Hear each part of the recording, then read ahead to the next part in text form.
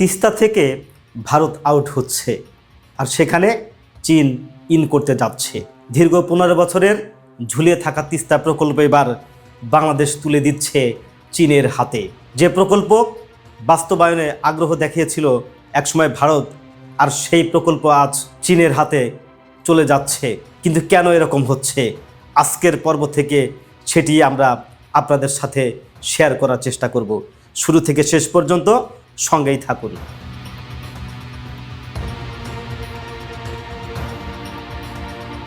ভারতের সাথে আমাদের প্রায় দীর্ঘ 1.5 যুগ ধরে তিস্তা নিয়ে আলাপ আলোচনা চলছিল। অসংখ্য বৈঠক, প্রতিশ্রুতি আর কূটনৈতিক আশ্বাসের পরও তিস্তা পানি বন্টন চুক্তির বাস্তবিক কোনো অগ্রগতি না হওয়ায় নতুন এক পথে হাঁটল ঢাকা। যে প্রকল্প একসময় ভারত বাস্তবায়নের আগ্রহ দেখিয়েছিল, আজ সেই তিস্তা প্রকল্পই চলে গেল চীনের হাতে। এটা শুধু একটা প্রকল্প নয়, বরং ভূ রাজনীতিতে এশিয়া মহাদেশের মধ্যে বাংলাদেশের এটি একটি কৌশলও বটে। 2011 সাল থেকে পশ্চিমবঙ্গের মুখ্যমন্ত্রী মমতা ব্যানার্জির অজুহাতের জের ধরে দীর্ঘদিন ধরেই দিল্লি ঝুলিয়ে রেখেছিল আমাদের এই তিস্তা প্রকল্প।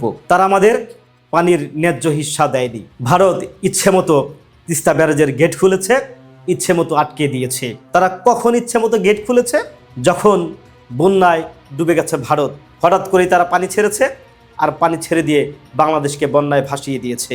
আবার ওইদিকে শুকনো মৌসুমে পানি আটকে রেখে ভারতের বিভিন্ন অঙ্গরাজ্যে তারা ফসল ফলিয়েছে, অথচ বাংলাদেশের উত্তরবঙ্গে পানির অভাবে কোনো ফসল ফলেনি। ফলে মঙ্গা দেখা দিয়েছে।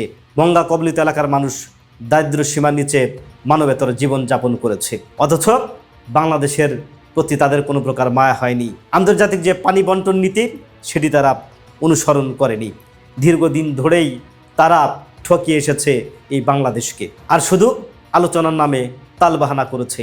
বৈঠকের পর বৈঠক হয়েছে, কিন্তু আলোচনা কখনোই ফলপ্রসূ হয়নি। অবশেষে 15 বছর পর একটি দ্বিপাক্ষিক বৈঠকে বাংলাদেশের পররাষ্ট্রমন্ত্রী খলিলুর রহমান, চীনের পররাষ্ট্রমন্ত্রী ওয়াং ইংয়ের সাথে দ্বিপাক্ষিক বৈঠকে আমাদের তিস্তা প্রকল্প দিয়ে দেওয়া হয় চীনকে।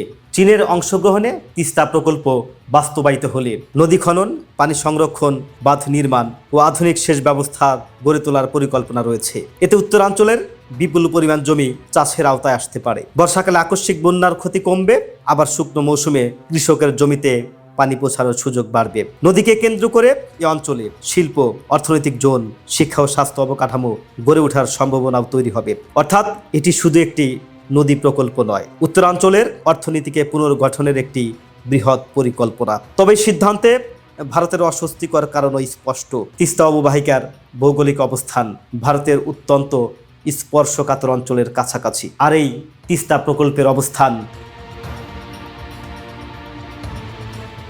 ভারতের সবচেয়ে স্পর্শকাতর জায়গা চিকেন নেগের শিলিগুড়ি করিডোরের একেবারে খুব কাছাকাছি। মাত্র 20 কিলোমিটার চওড়া এই শিলিগুড়ি করিডোরের নিকটবর্তী অঞ্চলে চীনা প্রকৌশলীরা তারা কাজ করবে। তারা এই অঞ্চলে অবাধে ঘোরাফেরা করে প্রকল্প এগিয়ে নিয়ে যাবে, যার ফলে এখন ভারত দুশ্চিন্তাগ্রস্ত হচ্ছে।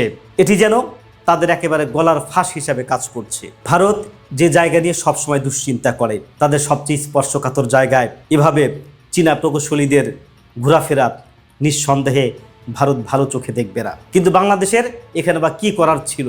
বাংলাদেশ দীর্ঘদিন ধরেই আলোচনা চালিয়ে যাচ্ছে, কিন্তু আলোচনা মোটেও ফলপ্রসূ হচ্ছিল না। আগেই বলেছিলাম 2011 সাল থেকেই ভারতের সাথে আলোচনা হচ্ছিল। পশ্চিমবঙ্গের মুখ্যমন্ত্রী মমতা বন্দ্যোপাধ্যায় আলোচনার নামে শুধু টালবাহানাই করেছেন। কিন্তু এবারে তো বিজেপি পশ্চিমবঙ্গে ক্ষমতায়। বর্তমানে বিজেপি ক্ষমতায় যাওয়ার পরেও ভারতের পররাষ্ট্রমন্ত্রী এস জয়শঙ্কর সেই পুরানো দ্বিপাক্ষিক প্রক্রিয়ার বুলি আওড়াচ্ছেন। দেশের 14% আবাদি জমি ও 60% মানুষের জীবন জীবিকার স্বার্থে ধৈর্যের বাঁধ ভেঙে পড়েছে ঢাকার। তাই তারা এবার একটি যুগান্তকারী সিদ্ধান্ত নিতে বাধ্য হয়েছে। তারা চীনের সাথে আলোচনা করে তাদেরকেই প্রকল্প হাতে তুলে দিয়েছে। এখানে তো বাংলাদেশের কিছু করার ছিল না। তারা 1.5 যুগ আলোচনা করেছে। ভারত ভেবেছে এভাবে যুগের পর যুগ বাংলাদেশকে আলোচনার নামে শুধু প্রহসনের তালবাহানা চালাবে। কিন্তু বাস্তবতা হলো আন্তর্জাতিক সম্পর্ক কখনো কোনো শূন্যস্থানে দাঁড়িয়ে থাকে না। যেখানে দীর্ঘসূত্রতা থাকে সেখানে অন্য শক্তি জায়গা করে নেয়। ভারত যদি সময় মতো তিস্তা ইস্যুর রাজনৈতিক সমাধান করত, তাহলে হয়তো আজ এই প্রকল্প নিয়ে কৌশলগত উদ্বেগ তৈরি হতো না। বাংলাদেশের জন্য তিস্তা কোনো বিলাসী প্রকল্প নয়, এটি আমাদের খাদ্য নিরাপত্তা, কৃষি এবং লাখ লাখ মানুষের জীবন জীবিকার সাথে সম্পর্কিত। বাংলাদেশ এখন এমন এক পররাষ্ট্রনীতির দিকে হাঁটছে যেখানে আবেগের চেয়ে, বন্ধুত্বের চেয়ে বাস্তবতার দাম অনেক বেশি। আর প্রত্যেকটা দেশের পররাষ্ট্রনীতি এরকমই হওয়া উচিত। এখন আপনারা মনে করতে পারেন, তিস্তা প্রকল্প যখন চীনের হাতে পৌঁছেই গেল, তাহলে কি বাংলাদেশের প্রতি ভারত রুষ্ট হবে? তারা কি বাংলাদেশের সাথে কোনো বৈরী আচরণ করবে? চীন একটি স্ট্র্যাটেজিক স্কেয়ার বলয় তৈরি করেছে, যার আওতায় রয়েছে মায়ানমার, বাংলাদেশ এবং পাকিস্তান। এটি একটি অবকাঠামোগত বলয়। ভারতের নিরাপত্তা বিশ্লেষকদের দীর্ঘদিন ধরে উদ্বিগ্ন করে আসছে এই বলয়টি। তিস্তা প্রকল্প সেই উদ্বেগকে আরও বাড়িয়ে তুলেছে। তো বাংলাদেশের উপর যদি ভারত আক্রমণাত্মক কোনো কিছু চালাতে চায়, তাহলে নিঃসন্দেহে চীন এবং পাকিস্তান বসে থাকবে না। আর বাংলাদেশ একটি স্বাধীন সার্বভৌম রাষ্ট্র, তার নিজস্ব সিদ্ধান্ত নেওয়ার ক্ষমতা রয়েছে।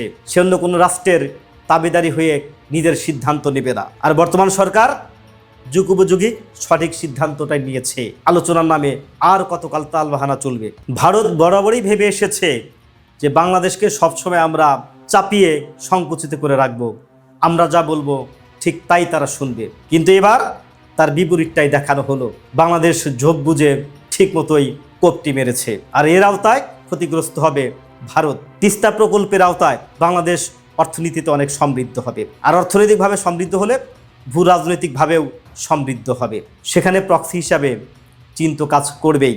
এই প্রকল্পের আওতায় ভারত যদি সময় মতো পানি নাও দেয়, তাহলে আমাদের কোনো লস হবে না। বর্ষাকালে যতটুকু তিস্তা ব্যারেজ দিয়ে পানি আসবে, ততটুকুতেই আমাদের হয়ে যাবে এবং শুকনো মৌসুমেও কোনো পানির ঘাটতি থাকবে না। আর তিস্তা প্রকল্পের আওতাধীন এলাকায় শিল্পাঞ্চল গড়ে তোলা হবে, ফলে বাংলাদেশ অনেক দিক থেকেই সমৃদ্ধশালী হয়ে যাবে, যেটি ভারতের হিংসার কারণ হতে পারে। সবিশেষ বলতে চাই, বাংলাদেশের পররাষ্ট্রনীতি আবেগের উপর ভিত্তি করে আর চলছে না বা চলতে পারে না।